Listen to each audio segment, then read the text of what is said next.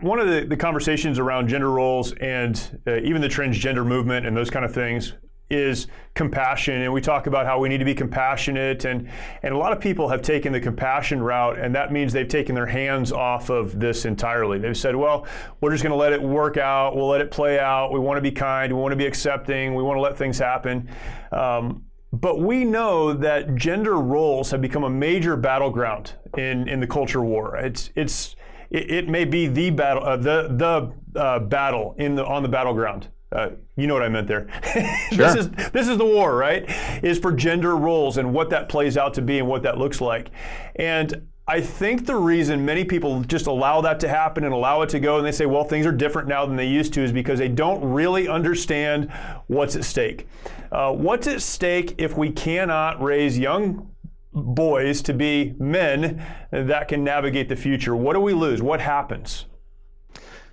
It's a great question, and I think, well, we're going to find out is probably the correct answer. It's funny because we're told by the media, by the left, by this sort of the activists in this area that gender is basically the most important thing. And then we're also told it's the least important thing, right? Like men and women don't make any difference at all. Right. But also you have to get the right pronouns every time you talk to someone because it's so vitally important to their personal well-being. Yeah. I think we've come to this point where we're treating gender as sort of like your name, right? Like we can all say, okay, his name was Lou Alcindor, and then he changed his name to Kareem Abdul-Jabbar. And I think out of our under natural reaction is to say, well, look, I mean, if he wants to be called Kareem Abdul-Jabbar, that's fine. Yeah. Well, he's now Kareem Abdul-Jabbar. We're all going to embrace that. That's totally fine. That's not how gender works, though. Right. You don't just get to say it one day. Yeah. It's, I like the left seems to be constructing this idea of gender, and I remember Ellen DeGeneres explaining this way. She said that gender is just a feeling you have in your mind. Well, that might be valid to discuss, like what feelings you have in your mind. I'm not saying that there's no value in discussing that, but it's not gender. It's not what it is. Gender is something that is, it has inherent characteristics. You see this all the time. I mean, I'm not the type of parent that and there's nothing, parents make their own decisions on this.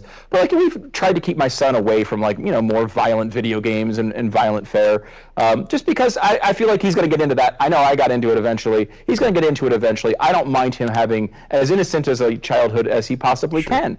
But he is drawn to it. Inherently, he loves watching the fighting videos. He loves watching the brutal hits in the NFL. He's drawn to it at some level because he's a boy. And if we don't recognize those differences and understand them, we are putting ourselves at a disadvantage. I always think of the founders when they designed this system of government.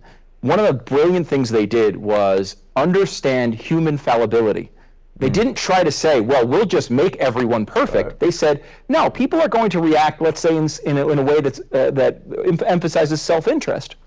So let's design a system where self-interest can get us to good outcomes. Yeah. That's capitalism, right?